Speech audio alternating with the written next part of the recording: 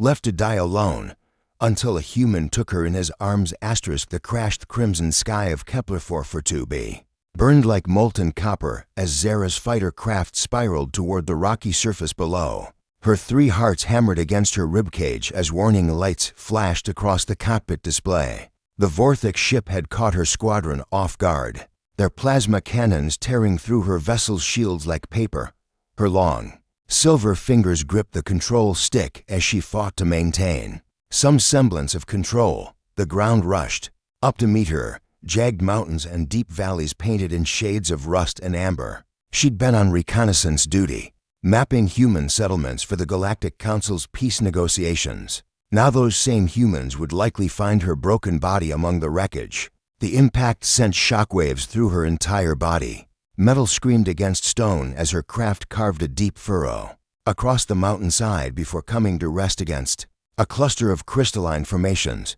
Smoke poured from the engines, and the acrid smell of burning circuits filled her nostrils.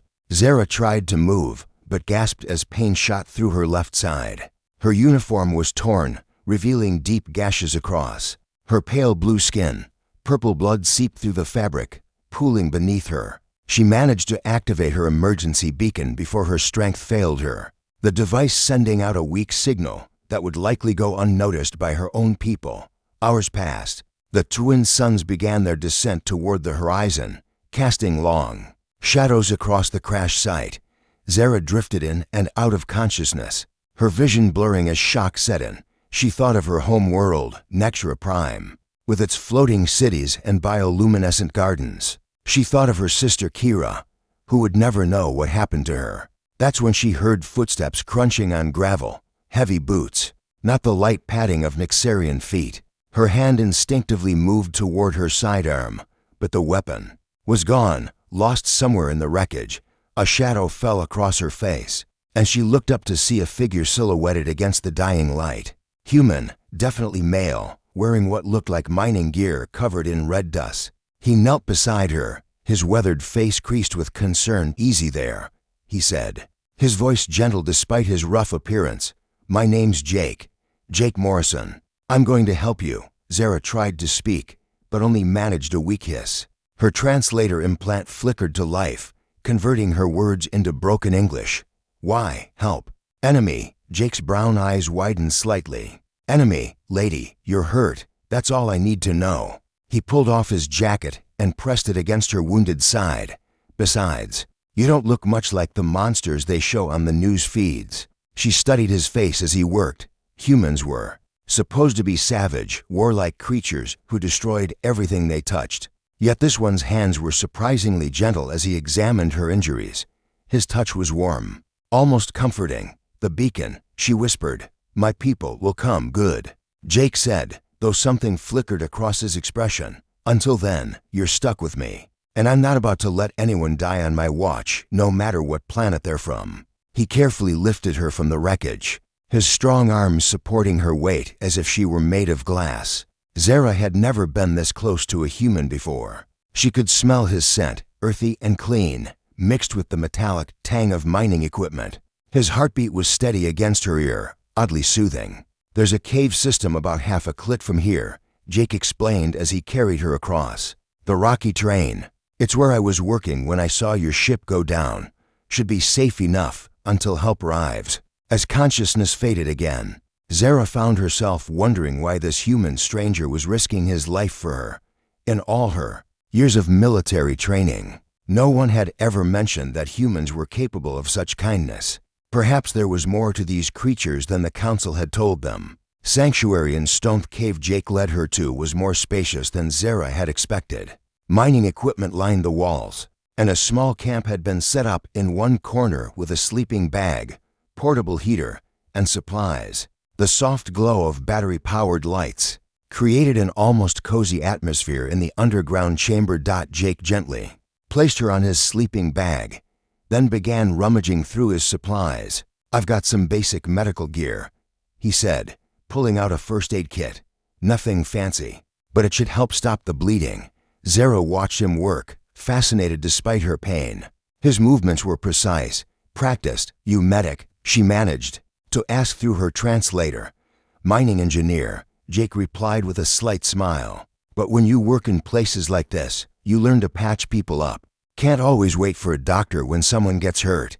He cleaned her wounds with antiseptic, his touch surprisingly gentle for someone with such calloused hands. Zara had expected human medical techniques to be crude, barbaric even. Instead, Jake worked with the care of a trained physician. "This might sting," he warned before applying a healing gel he'd found in his kit. Zara tensed, but the pain was manageable. The gel seemed to accelerate her natural healing processes, something she hadn't thought human medicine capable of. As he worked, Jake talked to keep her conscious. "I've been working this site for about 6 months now. It's rich in trilithium deposits, pretty valuable stuff. Company sent me out here alone because I prefer it that way. Less complications. Dangerous, alone," Zara observed, her English improving as the translator adjusted to his speech patterns. "Everything's dangerous out here," Jake shrugged. "The weather, the wildlife, the terrain. But it's honest work, and the pay's good. Plus, I like the quiet." He glanced at her with a wry smile. "Though I guess that's shot now."